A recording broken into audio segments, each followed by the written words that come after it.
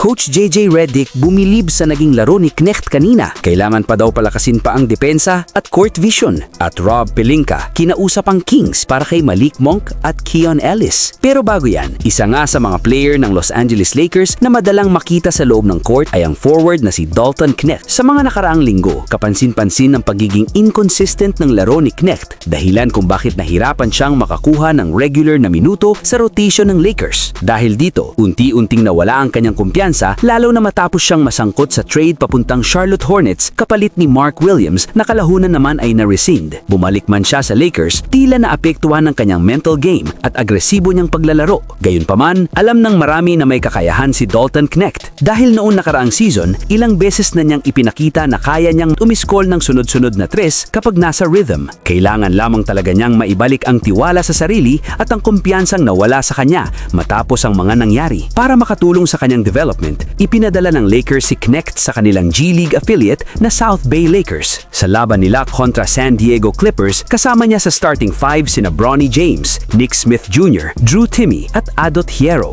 Nagwagi ang South Bay Lakers at naging tampok ang solidong performance ng buong kupunan. Nagpakitanggila si Nick Smith Jr. na nagtala ng 20 points at 3 assists, habang si Adot Hierro naman ay may 14.7 rebounds at 2 steals. Muli pang tunay na bumuhat sa South Bay Lakers ay walang iba kundi itong si Dalton Knecht. Nagtapos siya na may 30 points, 5 rebounds, 2 assists, and 2 steals habang nag-shoot ng 10 of 17 sa field at 6 of 10 mula sa 3-point line. Bumilib naman si Coach JJ Redick sa ipinakitang laro ni Knecht, ngunit paalala niya na hindi lamang opensa ang dapat pagtuunan ng pansin. Ayon kay Redick, mahalaga ring paigtingin ni Knecht ang kanyang depensa at court vision dahil ito ang mga aspetong kailangan pa niyang i-develop upang tuluyang makabalik ang kanyang tiwala at makapag-ambag ng mas malaki sa Lakers. Samantala, patuloy na nagpapakita ng solidong performance ang Los Angeles Lakers ngayong season matapos umangat sa 18-7 record, sapat para sa ikatlong pwesto sa masikip at kompetitibong Western Conference. Sa pangunguna ni Luka Doncic at LeBron James, malinaw na ang kanilang mga superstar ay consistent na humaharap sa hamon gabi-gabi. Dagdag pa rito ang malaking improvement ni Austin Reeves na naging mahalagang bahagi ng opensa at depensa ng kupunan, habang ang mga role players ay maayos na ginagampanan ng kanilang mga tungkulin. Sa kasalukuyang direksyon ng Lakers, marami ang naniniwalang may lehitimong tsansa silang maghabol na kampyonato kung magpapatuloy ang ganitang uri ng laro. Gayunpaman, hindi pa rin perpekto ang kanilang roster. Ang pinakakapansin-pansing kahinaan ng koponan ay ang point of attack defense, lalo na laban sa mga mabilis at agresibong guards. Bukod dito, kailangan din nila ng isang maaasahang scorer mula sa bench na kayang magbigay ng instant offense kapag pahinga ang mga bituin. Dito pumapasok ang isang posibleng trade na binuo ni Jack Simone ng Lake Show Life. Ayon sa kanya, kung magpasisya ang Sacramento Kings na magbenta, maaaring targetin ng Lakers sina Malik Monk at Keon Ellis. Si Monk, na dati nang naglaro sa LA, ay kilala bilang isang elite scorer na kayang lumika ng sariling tira at maglaro kahit off the ball. Samantala, si Ellis naman ay isang matibay na perimeter defender na makatutulong upang bawasan ang depensibong pressure kina Doncic at LeBron. Sa panukalang trade, makukuha ng Lakers sina Monk at Ellis kapalit ni Dalton Knecht, Maxi Kleber, Jared Vanderbilt, pati na rin ng 2026 first round pick at 2032 second round pick. Para sa Kings, mahalaga ang draft capital at ang pagbibigay ng mas maraming espasyo sa kanilang backcourt. Sa kabuuan, ang trade na ito ay maaaring magbigay ng malinaw na benepisyo sa parehang kupunan at itulak sila palapit sa kani-kanilang layunin.